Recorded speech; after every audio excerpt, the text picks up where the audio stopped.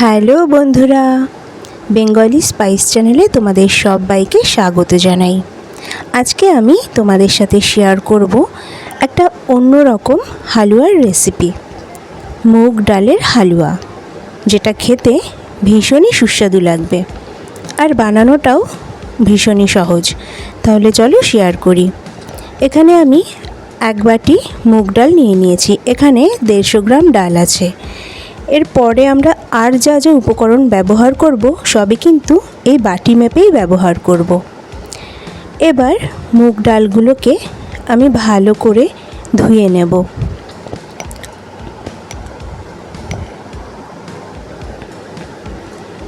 দেখো এখানে মুগ ডাল থেকে কতটা পরিমাণে নোংরা জল বেরোচ্ছে।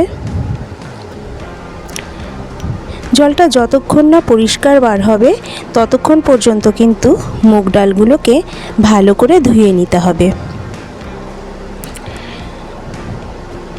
দেখো এবার জলটা পরিষ্কার বেরিয়েছে, তো মুগ ডাল কিন্তু ধোয়া আমাদের কমপ্লিট হয়ে গেছে। এবার জল ঝরিয়ে নেব। জল ঝরিয়ে নিয়ে একটা প্লেটের মধ্যে সমস্ত মুগ ডালটাকে আমি ঢেলে নিলাম। এবার হাত দিয়ে ভালোভাবে সারা প্লেটে মুগ ডালটাকে ছড়িয়ে দেব। ছড়িয়ে দিয়ে পাখার নিচে রেখে দেব 1 ঘন্টার জন্য। মুগ ডালটা ভালোভাবে কিন্তু শুকিয়ে যাবে। দেখো মুগ ডালটা শুকিয়ে গেছে আর কতটা ঝরঝরে হয়ে গেছে। এবারের কাজ হলো মুগ ডালটাকে ভেজে নেওয়া বা ড্রাই রোস্ট করে নেওয়া। একটা ফ্রাই প্যান গরম করে আমি তাতে মুগ ডাল দিয়ে দিচ্ছি।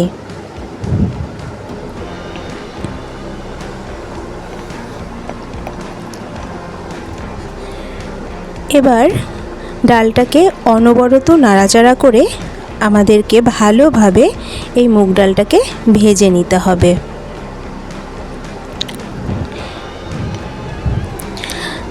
ডালটাকে কিন্তু গ্যাসের ওপরে ছেড়ে দেওয়া যাবে না, অনবরত নাড়াচাড়া করতে হবে একটু একটু পরেই। আর গ্যাসের ফ্লেমটা আমি মাঝারি রাখছি এখানে।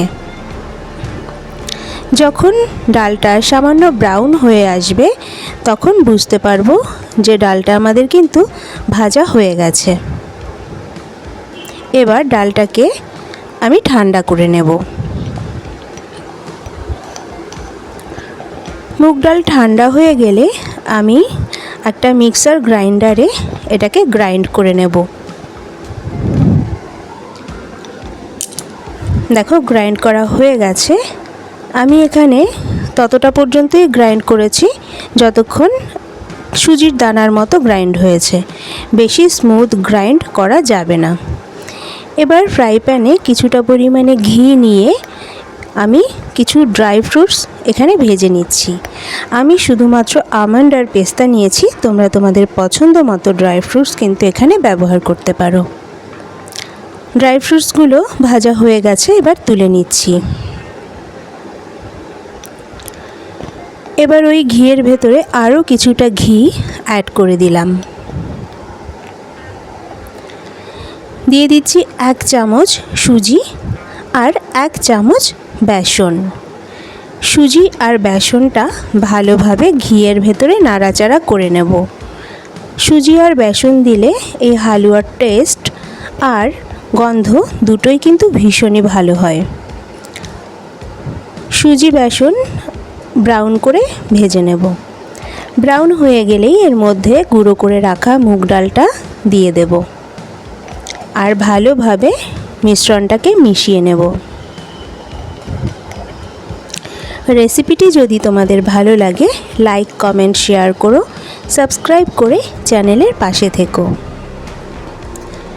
একটু ধৈর্য ধরে ডালটাকে ভালোভাবে মিশিয়ে নিতে হবে। দেখো ডালটা কিন্তু এখন অনেক ভালোভাবে মেশানো হয়ে গেছে আর ঝুরঝুরে হয়ে গেছে।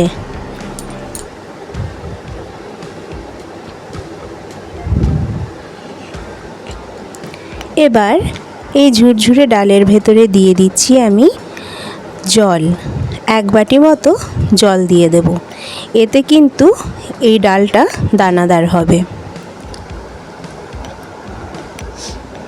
দেখো খুব তাড়াতাড়ি কিন্তু মুগ ডালটা জলটা সোক করে নিয়েছে আর এরকম একটা শক্ত মণ্ড তৈরি হতে চলেছে। তো এবার আমি এখানে দিয়ে দেব 1 বাটি কেশর মেশানো দুধ। এই দুধটাও কিন্তু সেই বাটি মেপেই নেওয়া। প্রথমেই বলেছি যে একটা বাটি মেপেই কিন্তু সমস্ত উপকরণ নেওয়া হবে। আর এখানে আমি 150 মুগ ডালের জন্য 50 গ্রাম ঘি ব্যবহার করেছিলাম। ঘিয়ের পরিমাণ বাড়িয়ে বা কমিয়ে নেওয়া যেতে পারে, তবে ঘিটা যত বেশি পড়বে হালুয়ার টেস্টটা তত ভালো হবে। এবার দুধের সাথে ভালো করে ডালের মিশ্রণটাকে মিশিয়ে নিতে হবে, যেন কোনো ডেলা না থাকে। মেশানোর পরে এবার সামান্য গোলাপ জল দিয়ে দিচ্ছি সুন্দর গন্ধের জন্য। এখানে তোমরা এলাচ গুঁড়ো ব্যবহার করতে পারো। আর দিয়ে দিচ্ছি স্বাদ মতো নুন। ভালো করে মিশিয়ে নেব। নিয়েছিলাম 1 বাটি চিনি, তবে সেই চিনিটা আমি একবারে ঢেলে দেব না, অর্ধেকটা দিলাম, দিয়ে চিনিটা মিশিয়ে নিচ্ছি আর বাকি অর্ধেকটা পরে মেশাবো।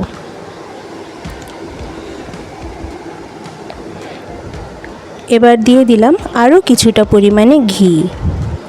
ঘিটাও খুব ভালোভাবে মেশাবো। এখানে ঘি আর চিনি দুটো জিনিসই কিন্তু ধাপে ধাপে মিশবে, একবারে মিশবে না।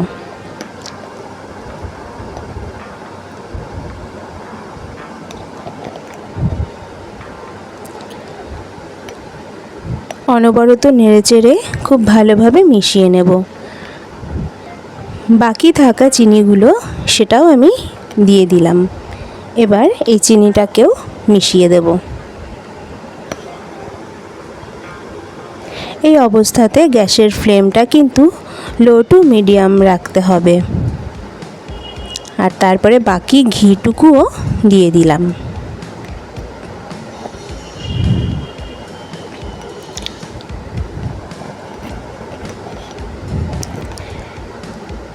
এখানে অনবরত না নাড়লে কিন্তু ফ্রাই প্যানের তলা থেকে ধরে যাবার সম্ভাবনা থাকবে। তো তোমরা কিন্তু ভালোভাবে অনবরত নেড়েচেড়ে নেবে।